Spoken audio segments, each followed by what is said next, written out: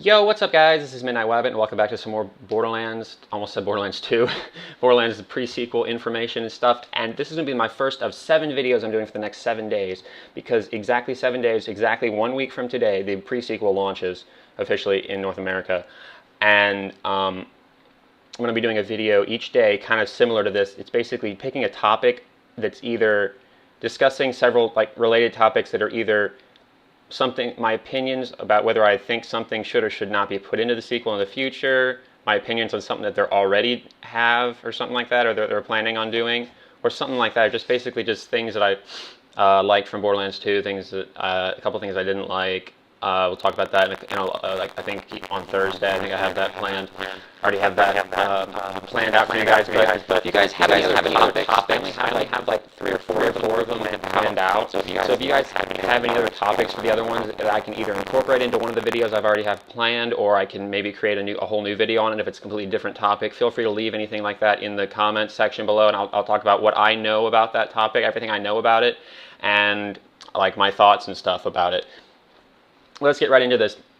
For this first one for today, for day 1, I want to talk about bosses, basically enemies in general, like the mini bosses and stuff most specifically, but just bosses in general. Like at the very end of this video, you will see an exclusive new gameplay of a new boss fight, which is I believe his name is Red Belly. And he's one of the campaign bosses, but I don't know. Hopefully he'll have a legendary drop or something like that. Maybe we'll get lucky and he'll have a legend. Maybe I can even get it on my first playthrough or something like that. That'd be kind of funny.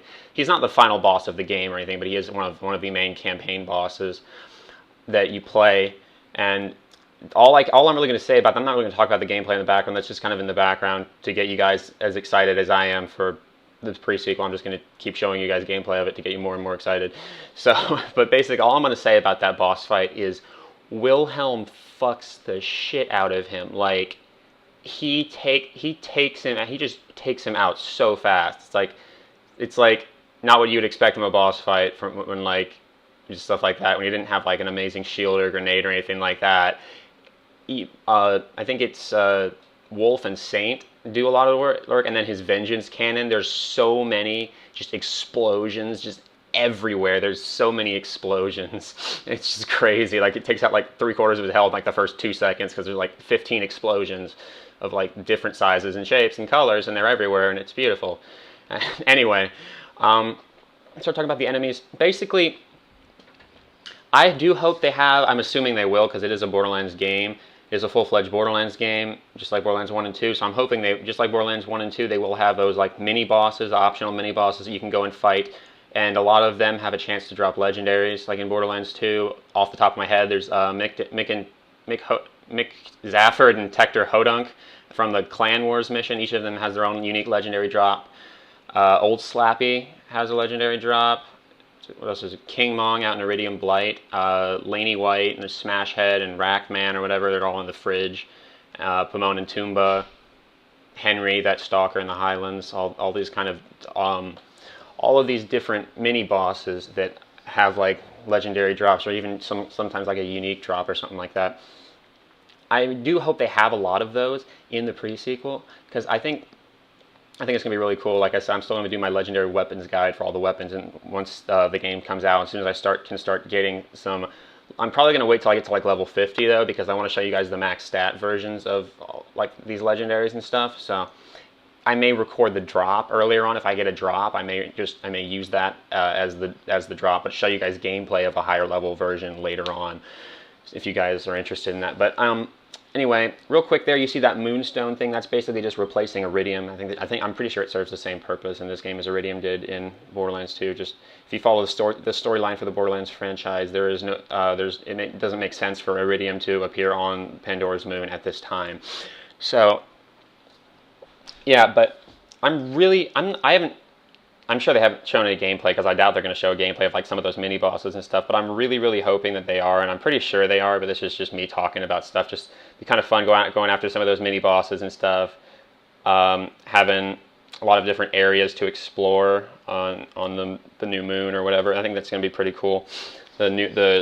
I'm going to talk about the mechanics of the game, the oxygen and the low gravity and stuff like that in another video, probably either tomorrow or Thursday, depending on how I feel about, depending on what I want to upload. But yeah, so that's basically, like I said, it'd be nice to have a bunch of like these. You can see these common enemies, the scavs, which are replacing the what's it called, the marauders and bandits and stuff, basically.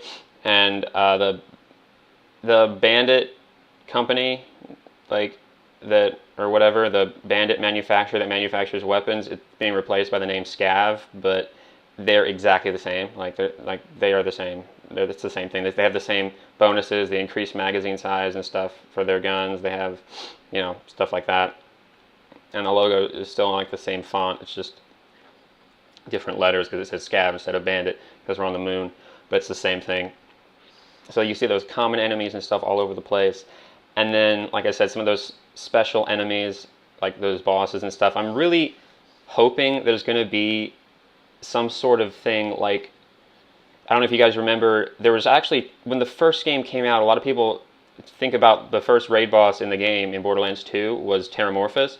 There was actually a secret raid boss in the game that a lot of people didn't know about until later on, which was Vermivorous, which a lot of you guys probably know about now, is the leveling up the Varkids. You go from a larval, adult, badass, super, ultimate, and then if you're lucky, you'll get Vermivorous to spawn. It's a very rare spawn. I kind of think I don't think the spawn should have been that rare. I think it should have definitely been way more common than that. I think that was really stupid to have it that rare. He does drop like arguably the best RPG in the game, so obviously it wouldn't be like an every time kind of thing. But he doesn't even drop it every time. He has it's like a 1 in 20 chance for him to drop it, and honestly, yeah, it's like a 1 in 20, 25 chance of him dropping the Northfleet, which is that launcher. But it's like with 4 players, it's like a 1 in 60 chance of an ultimate evolving into Vermivorous. Like, it's stupid how rare it is. And I've only gotten him to spawn, I think maybe 8 or 9 times, 7, 8 times, I think, total in all of Borderlands 2. And it's just, I've tried a bunch. I've gotten so many ultimate Varkids, but I've not been able to get them to level up, even with 4 people. Tried it with 4 people without. Tried it on Xbox and PC. See if there's a difference between the platforms. There isn't. He just doesn't spawn either way. So that's pretty much. So I'm hoping there is a secret, not necessarily a raid boss, although it would be kind of cool if it was like something the Invincible, but like maybe something that does level up or something like that, like how the Witch Doctors level up the Savages. And you can get Triple O to spawn in the Hammerlocks DLC. You can get Triple O to spawn, and he drops the Twister. I think he's an even rarer spawn than Vermivorous. I've only gotten him to spawn twice, and I've done it 800 plus times, where they get to level up to Ultimate, and they just stop, and they're like, sucks. Like, Twister is my favorite unique gun in the game, and I can't get it, and it's pissing me off. So I really hope that they don't make this. It's not even like, not killing things doesn't really piss me off, like farming for a long period of time. It'll get boring after a while, but it doesn't piss me off, especially if I have a target that I really, really want. Like, I want this gun, I'm determined to get it. I will keep doing it until I get it. But if I can't even get the enemy to spawn, and then it's a rare drop once he does spawn 1 out of 800 times, it's like, no, that's just, or 2 out of 800 for me, at least. And then it's still a rare drop. So it's still not exactly a super high chance. It's not a guaranteed chance of him dropping the gun. And it's stupid. I think it just really pisses me off, and I do hope they have enemies like that, like the enemies like something more consistent, like the Goliath, where they would kill their teammates and stuff or whatever, and level up, and they get to the Godliath. I think the Godliath probably should have had a legendary drop. I never really let the Goliaths level up that far because there's no point, because they don't even drop. Of course, they drop like 1 iridium and like a green banded weapon. It's like non-elemental every time. This is stupid. Never really drop anything good. At least in my opinion, they don't seem to drop that much good stuff. But yeah, basically, in terms of raid bosses and stuff, like I already talked about in one of my previous videos, I do believe that there is going to be at least 1 raid boss in the pre-sequel, because of the leaked achievements list that you guys can see, and I'll link that video in the description down below, and I'll be showing you guys like what I believe is proof of a raid boss.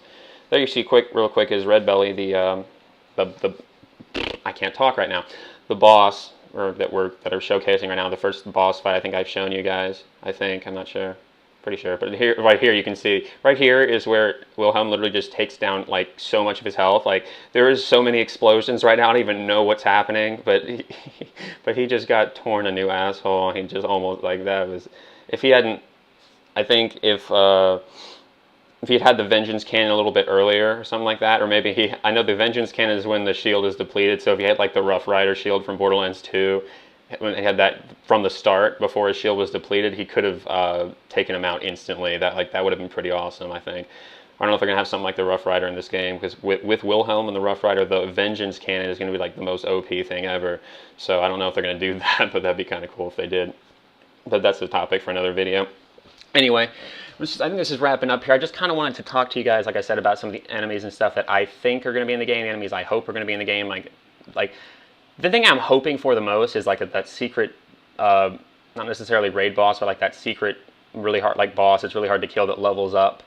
Then I don't expect it to be 100% chance of them spawning. I definitely do not expect that at all. I do not in any way expect it to be 100% chance for them to spawn. Like I know, especially if they're going to drop like a good legendary or something like that. I understand it's not going to be 100% chance, but it should be higher than it was in Borderlands 2. Even with like Triple O is just ridiculous, like 2 out of 800, and that was with 4 players, and then remember it's just like 1 out of 60 to level up from the ultimate with 4. That's with 4 players. It's like 1 out of 2,000 if you're solo. I'm not even kidding. It actually is like 1 out of 2,000.